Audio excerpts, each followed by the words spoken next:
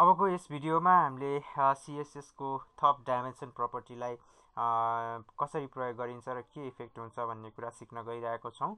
अब यसको लागि मैले नोटप्याडमा यसको स्ट्रक्चर तयार गरेको छु र यसमा मैले युज गर्छु बडी ट्याग भित्र एउटा फर्मलाई प्रयोग गर्न गइरहेको छु। FORM फर्म ट्यागलाई युज गरे। त्यसपछि अब मैले यहाँ चाहिँ फर्म ट्यागलाई क्लोजिङ गरिदिन्छु /FORM फर्म भनेर क्लोजिङ गर्दै अर्थात् क्यान्सल गरे फर्म ट्यागलाई। त्यसपछि यो फर्म ट्याग भित्र मैले चाहिँ हेडिङ तयार गर्न गइरहेको छु H2 ट्यागलाई युज गरेर। यसमा मैले प्लिज ह्याभ सम मेसेज भनेर राखिदिन्छु। Please have some MESSAG message भनेर चाहिँ एउटा हेडिङ ट्याग तयार गरे। त्यसपछि अब मैले यसमा एउटा टेक्स्ट एरिया बनाउन जान्छु जुन चाहिँ मैले TXT एरिया भनेर टाइप गरिदिएँ। त्यसपछि लगत्तै मैले चाहिँ /text एरिया भनेर टाइप गरिदिन्छु। अब यति गरिसकेपछि मैले यसलाई चाहिँ सेभ गर्न गएँ र सेभ गरेपछि यसलाई चाहिँ ब्राउजरमा एकचोटि चेक गरेर हेर्छु।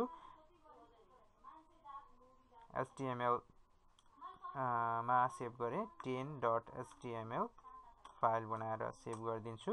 अब त्यसपछि यसलाई चाहिँ सेभ गरेको लोकेसनबाट css10.html फाइललाई मैले ब्राउजरमा ओपन गर्छु र ओपन गर्दाखेरि हामीसँग यहाँनिर प्लिज ह्याभ सम मेसेज भनेर दिएको टेक्स्ट छ। त्यसपछि हामीसँग यहाँ टेक्स्ट एरिया बक्स छ।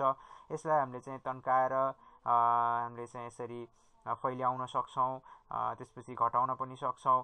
अब यसलाई चाहिँ एउटा म्याक्सिमम सम्म कति तन्काउन मिल्ने र मिनिमम सम्म कति खुम्चाउन मिल्ने भनेर हामीले चाहिँ डाइमेन्सन प्रपर्टी युज गर्न गइरहेको छौं। त्यसको लागि मैले सेलेक्टर यसलाई टेक्स्ट एरिया नै दिन्छु किनभने हामीले टेक्स्ट एरियालाई चाहिँ CSS बाट मोडिफाई गर्न जानुपर्ने छ।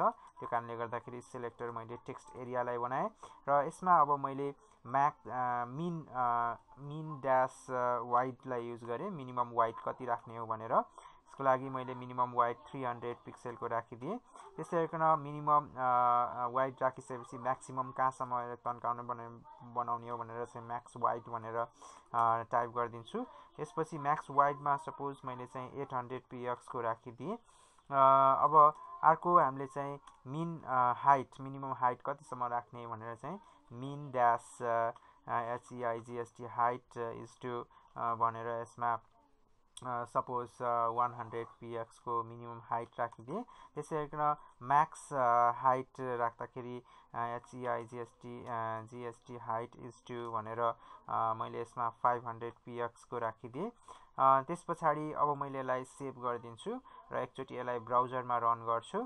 ब्राउजरमा रिलोड गर्दाखेरि अब यहाँ चाहिँ अहिले वाइड र हाइट अलि बढेको छ यो टेक्स्ट एरियाको र यसलाई चाहिँ मैले वाइड बढाउँदै लिएर जाँदाखेरि यो 800 पिक्सलसम्म मात्र तन्किन जान्छ। यहाँसम्म मात्र तन्किने भयो र यसलाई घटाउँदै जाँदाखेरि यसलाई 300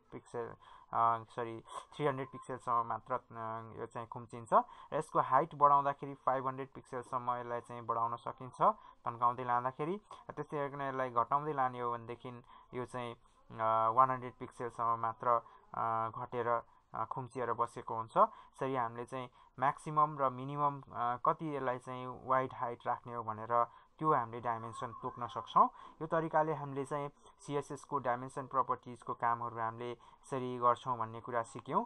र अब अर्को भिडियोमा हामीले चाहिँ CSS बाट हामीले चाहिँ यसमा फ्लोट प्रपर्टी कसरी युज गरिन्छ के हुन्छ यसबाट भन्ने कुरा सिक्ने छौं। र यो भिडियो हामीले चाहिँ डाइमेन्सन प्रपर्टिजको बारेमा सिक्यौं। यसमा